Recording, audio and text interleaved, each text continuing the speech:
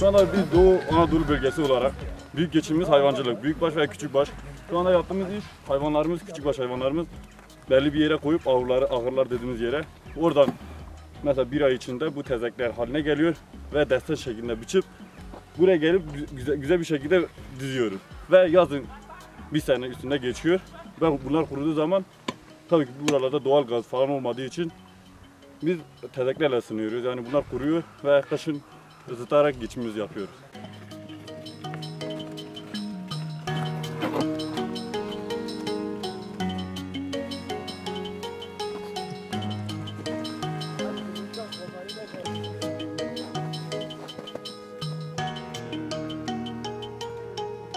Mesela satın almadığımız için en az ısınabiliyoruz. Bir yandan faturamız azalıyor ama bunlar da olmasa elektrik faturaya kalırsak zaten elde hiçbir şey kalmaz.